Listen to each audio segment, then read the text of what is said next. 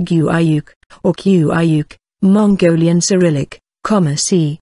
1206 to 1248, was the third great Khan of the Mongol Empire, as the eldest son of Ögedei Khan and a grandson of Genghis Khan. He reigned from 1246 to 1248. Güyük received military training and served as an officer under Genghis Khan and Ögedei Khan. He married Oghul Qaimish of the Merkit clan. In 1233, Güyük, along with his maternal cousin Alchidai and the Mongol general Tangghud, conquered the short-lived Dongxia kingdom of Puxian Wannu, who was a rebellious Jin official. In a few months after the death of Tolui, Ögedei proposed that Sorghaghtani, the widow of Tolui, marry his son Güyük. Sorghaghtani declined, saying that her prime responsibility was to her own sons. Güyük participated in the invasion of Russia and Central Europe in 1236 to 1241 with other Mongol princes, including his cousin Batu and half-brother Kadan. He led his corps in the Siege of Ryazan and the lengthy siege of the Ossetian capital Maghas. During the course of the conquest, Güyük quarreled violently with Batu at the victory banquet and screamed at him, "Batu is just an old woman with a quiver." Güyük and Büri, a grandson of Chagatai, stormed out of the banquet and rode away swearing and cursing. When word reached the great Khan, they were recalled for a time to Mongolia. Ögedei refused to see them and threatened to have his son Güyük executed. Ögedei calmed down and finally admitted Güyük into his ger. Ögedei criticized Güyük, "Do you think that the Russians surrendered because how mean you were to your own men, because you captured one or two warriors? You think that you won the war, but you didn't capture even a single kid goat." Ögedei reprimanded his son harshly for fighting within the family and for mistreating his soldiers. Güyük was dispatched again to Europe. In the meantime Ögedei had died in 1241, and his widow Torigine had taken over as regent, a position of great influence and authority that she used to advocate for her son Güyük. Batu withdrew from Europe so that he might have some influence over the succession. But despite his delaying tactics, Torigine succeeded in getting Güyük elected Khan in 1246. When Genghis Khan's youngest brother, Temujin, threatened the great Kadan Torigine in an attempt to seize the throne, Güyük came to Mongolia from Emil to secure his position immediately. Enthronement, 1246. Güyük's enthronement on the 24th of August 1246. Near the Mongol capital at Karakoram, was attended by a large number of foreign ambassadors, the Franciscan friar and envoy of Pope Innocent IV, John of Plano-Carpini, Grand Duke Yarislav II of Vladimir, the incumbents for the throne of Georgia, the brother of the King of Armenia and historian, Sempad the Constable, the future Seljuk Sultan of Rum, Kilij Arslan IV, and ambassadors of the Abbasid Caliph Almustakfi II and Alabama Uddin Masud of the Delhi Sultanate. According to John of Plano-Carpini, Güyük's formal election in a great quarreled, or diet of the tribes, took place while his company was at a camp called Sera Order, or Yellow Pavilion, along with 3,000 to 4,000 visitors from all parts of Asia and Eastern Europe, bearing homage, tribute, and presents. They afterwards witnessed the formal enthronement at another camp in the vicinity called the Golden Ordu, after which they were presented to the emperor. Musil submitted to him, sending envoys to that assembly. When the papal envoy John of Plano-Carpini protested Mongol attacks on the Catholic kingdoms of Europe, Güyük stated that these people had slain Mongol envoys in the time of Genghis Khan and Ögedei Khan. He also claimed that from the rising of the sun to its setting, all the lands have been made subject to the great Khan, proclaiming an explicit ideology of world conquest.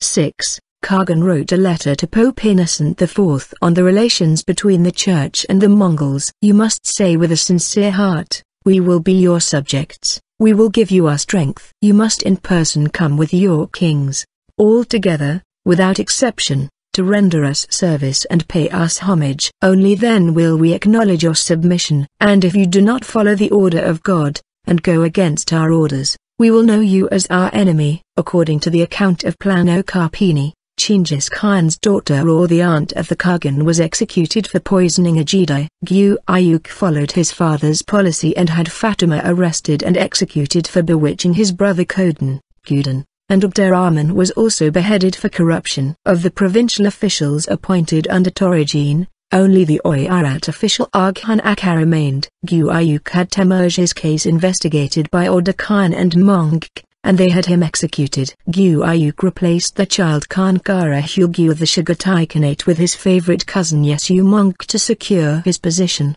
He also restored his father's officials, Mahmud Yalavash, Masud Beg and Chinkite to positions in the provinces. Reign 1246 to 1248. Güyük reversed several unpopular edicts of his mother the regent and made a surprisingly capable Khan, appointing Alchidai in Persia in preparation for an attack on Baghdad and the Ismailis and pursuing the war against the Song dynasty.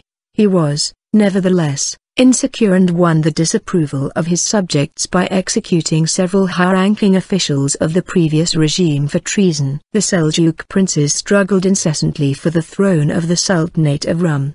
Despised by Azzad-din, Rukn-ad-Din Kilij Arslan IV came to Mongolia. Güyük ordered Rukn-ad-Din enthroned in Azzad-din Kaikous II's place. A Darugaki with 2,000 Mongol troops was sent to enforce this decision. When both David Naren and David Ulu summoned before Güyük in Karakorum, he made David Ulu the senior king and divided the kingdom of Georgia between them. After the treaty signed by the Mongols and the Cilician Armenia in 1243, the king Hitum I sent his brother Sempad to the Mongol court in Karakorum and made a formal agreement in 1247 in which Cilician Armenia would be considered a vassal state of the Mongol Empire. Due to Armenia's voluntary surrender, Sempad received a Mongol wife, and his kingdom was spared Mongol overseers and tax. Güyük demanded full submission of the Abbasids and the Ismailis. Güyük Khan blamed Bayu for the irritated resistance of the Abbasid Caliphate.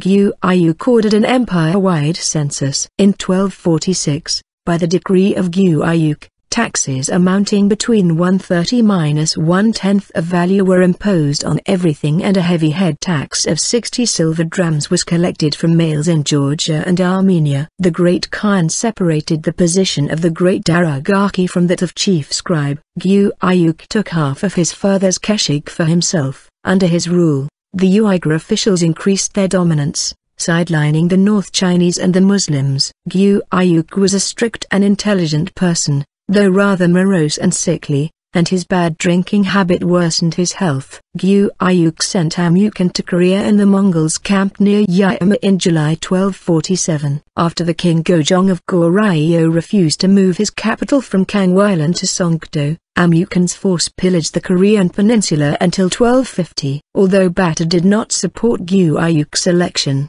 he respected the Great Khan as a traditionalist and sent Andrei and Alexander Nevsky to Karakorum in Mongolia in 1247 after their father's death. Güyük appointed Andrei Grand Prince of Vladimir Suzdal and Alexander Prince of Kiev. In 1248, he demanded Batu come towards Mongolia to meet him, a move that some contemporaries regarded as a pretext for Batu's arrest. In compliance with the order, Batu approached bringing a large army. When Güyük moved westwards, Sorghaghtani warned Batu that the Jochids might be his target. The showdown never happened. Güyük died en route, in modern-day Qing County, Xinjiang, China. Güyük might have been poisoned, but some modern historians believe that he died of natural causes because his health deteriorated. According to William of Rubruck, he was killed in a violent brawl with Shiban. His widow Oghul Qaimish took over as regent, but she would be unable to keep the succession within her branch of the family. Monk succeeded as Khan in 1251. Legacy: Genghis Khan's sons and grandsons were haunted by alcoholism,